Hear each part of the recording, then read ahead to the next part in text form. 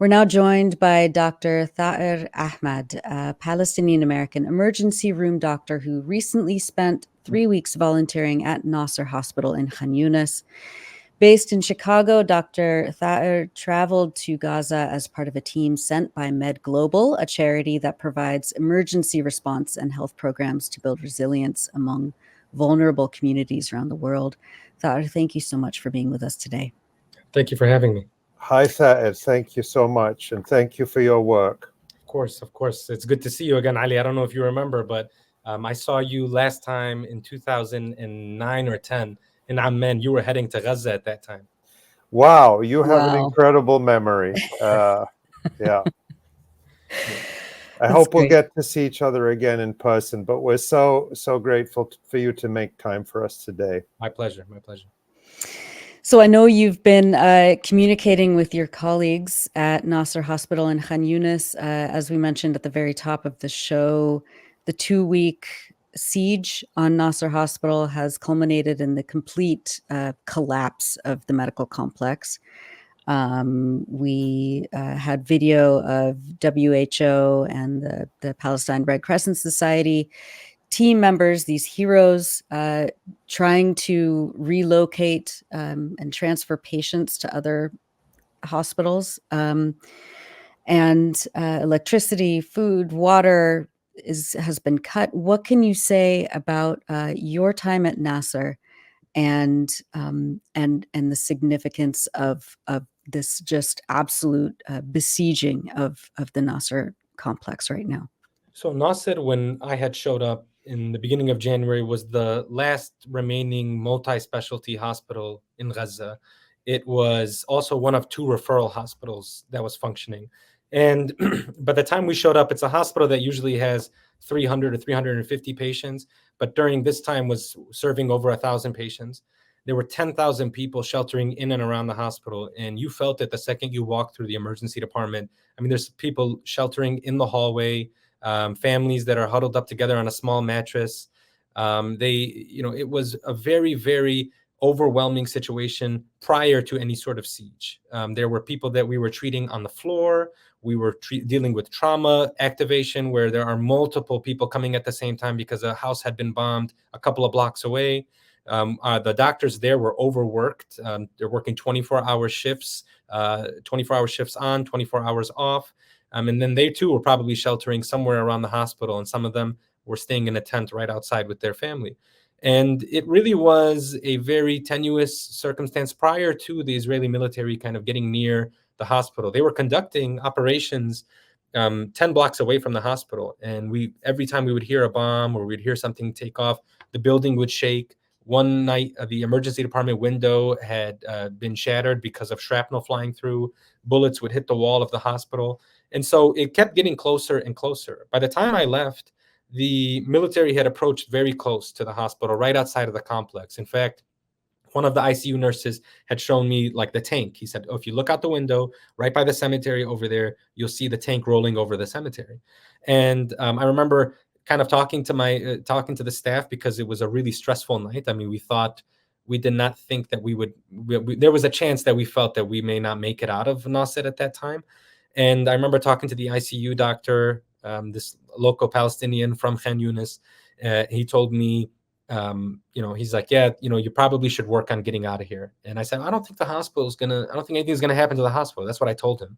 And he said, "Why do you think Nasser Hospital is any different than Shifa, than Al-Awda, than Al-Aqsa, than Kamal Adwan?" And he listed He listed off all of the hospitals that had been surrounded, been raided, and had been rendered inoperable.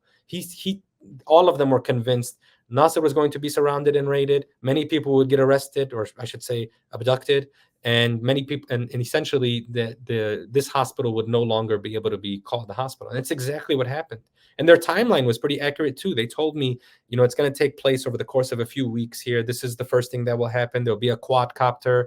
People will be told to evacuate, and then things will get very intense. And then it will all culminate with ground troops raiding the hospital.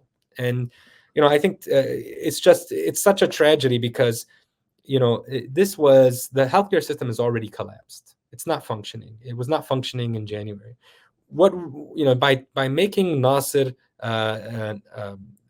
have the similar fate to Shifa and all of these other hospitals.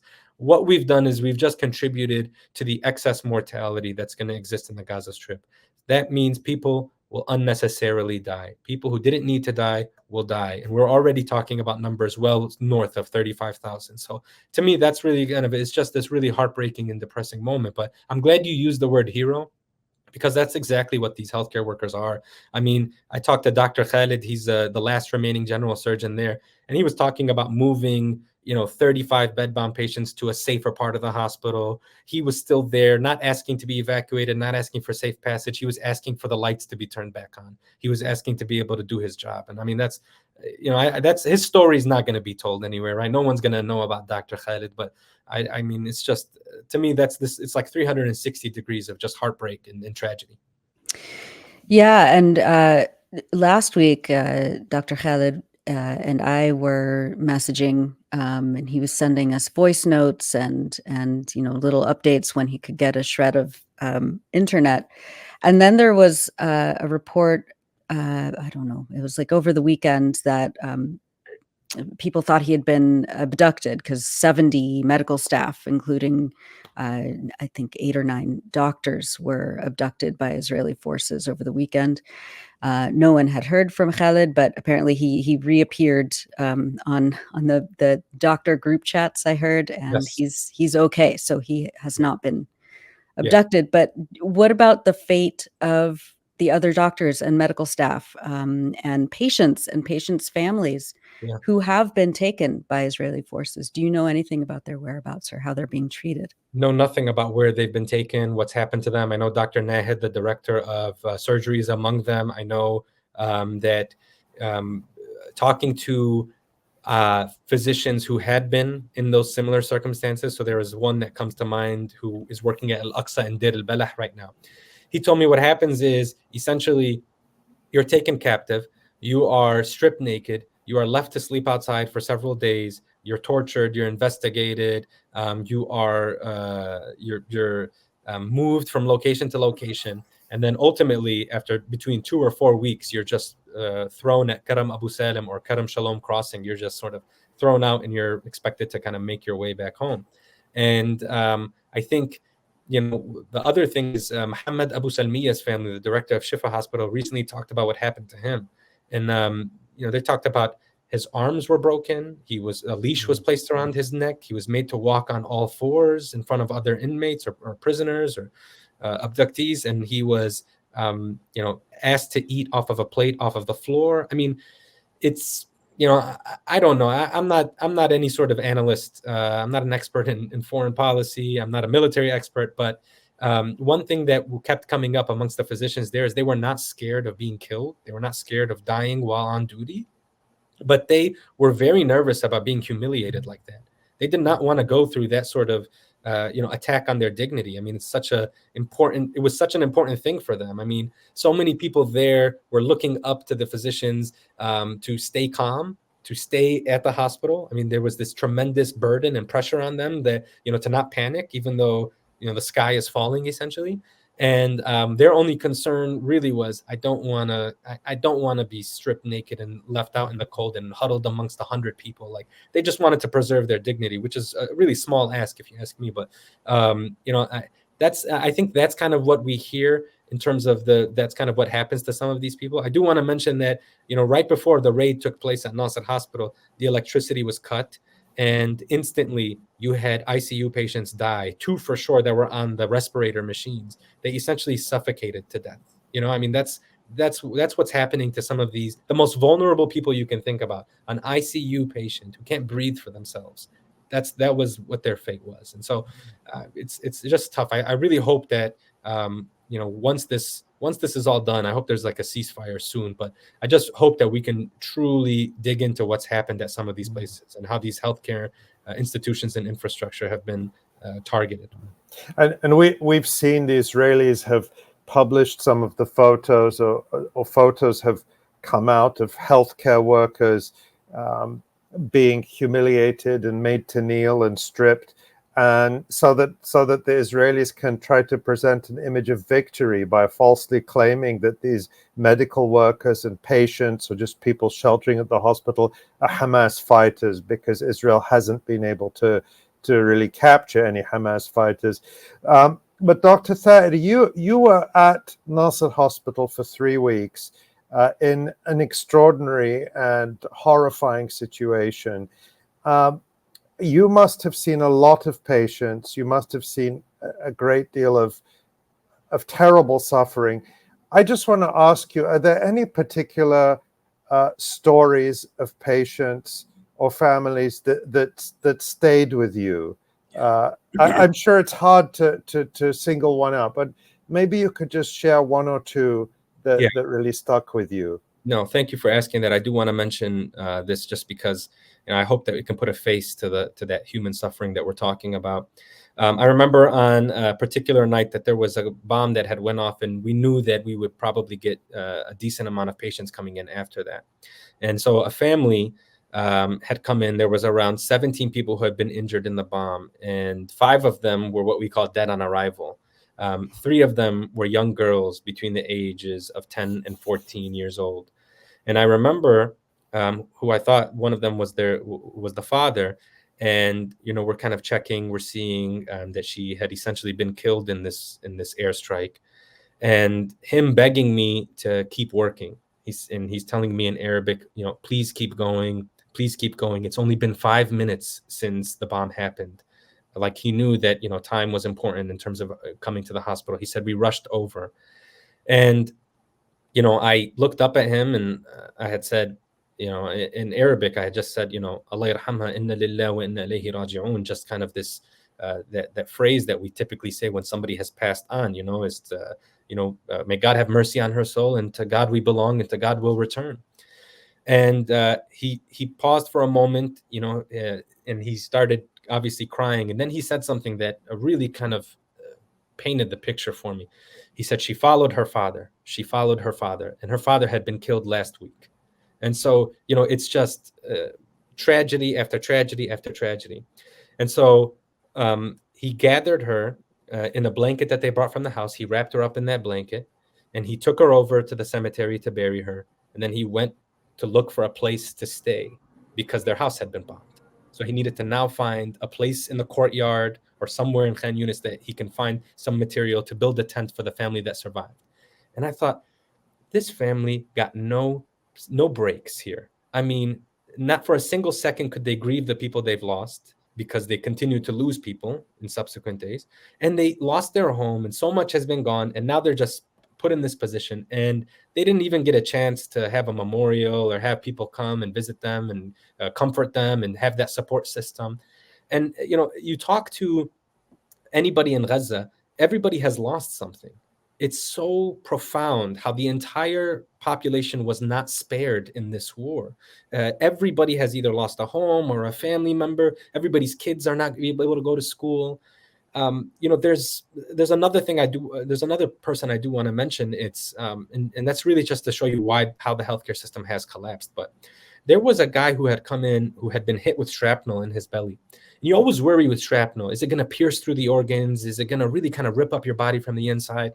And the assumption was with this 21-year-old that it was all superficial, and he had, he was lucky. And so he was cleaned up, and they sent him home. I saw him 2 days later, and he looked really, really sick. And what we found out is that initial assessment was wrong. This guy, the shrapnel had just gone all through his body, and he was bleeding everywhere. He needed to go to the operating room right away. And he was circling in a really, really desperate way. And as we're sitting there waiting and the operating room is full, we're trying to temporize. We're trying to give him some blood products. We're trying to help him stay alive enough to make it to the operating room. And ultimately, he dies in front of us as we're waiting. We're just looking at him take his last breaths. And I remember the devastation on his wife's face, because she thought that he was lucky. She thought that he had made it. And in fact, it was their worst nightmare realized. And, it's really hard because in Gaza, it's it's obviously a family-oriented society. And so it's not like in the US, if you come to the hospital, you stay in the waiting room, they wait to bring you up when they're ready. Everybody's right there. They're around you. The entire family is in the resuscitation bay of the emergency department. Everybody's watching you as you're doing CPR, as you're doing chest compressions on someone's chest, as you're performing these procedures on them.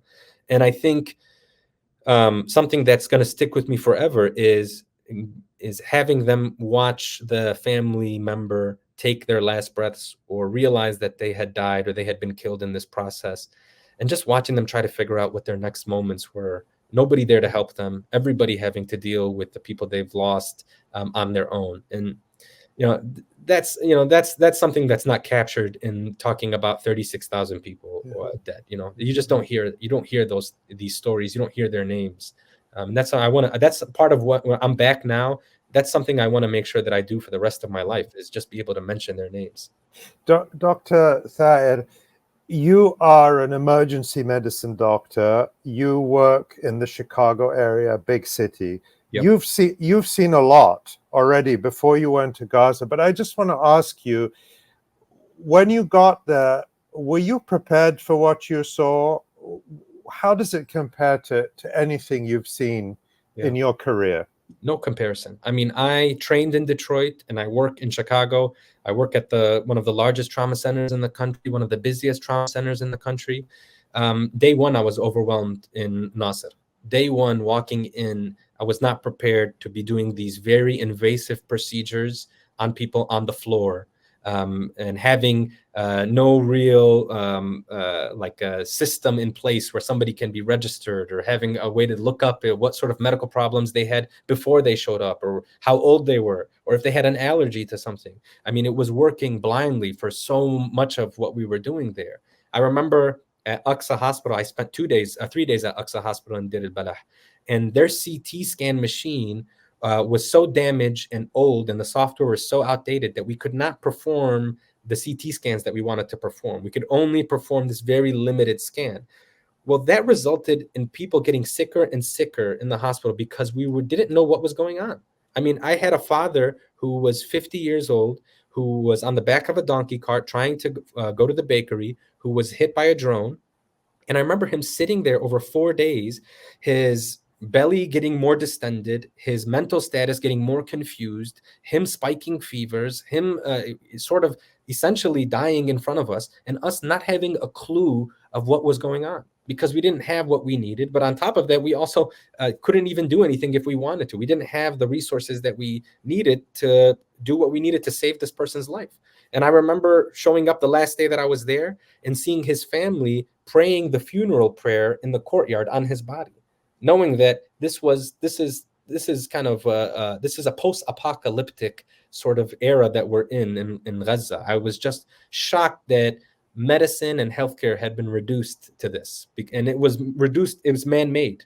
I mean, this is not something that was because of a natural disaster like a tsunami or an earthquake. I've been to Turkey and Syria after the earthquake in March, and I saw the limitations. This was purely some sort of military campaign, and the side effect of these hospitals being affected the way that they've been affected and targeted and attacked, it's resulted in something that I don't think that I was prepared for, but it's affected me coming back. I mean, just coming back to Chicago and having all of these resources at my fingertips, it's a tremendous amount of survivor's guilt. And again, I think about people like Dr. Khaled, who are literally begging to be able to do their job and get into the operating room and turn the lights on. And so it's really tough. It's really tough. Dr. Thaer, just a few minutes left, but I wanted to just ask you about your thoughts on, I mean, it's clear that the hospitals and the healthcare system is the target of the Israeli army and the Israeli state. Can you,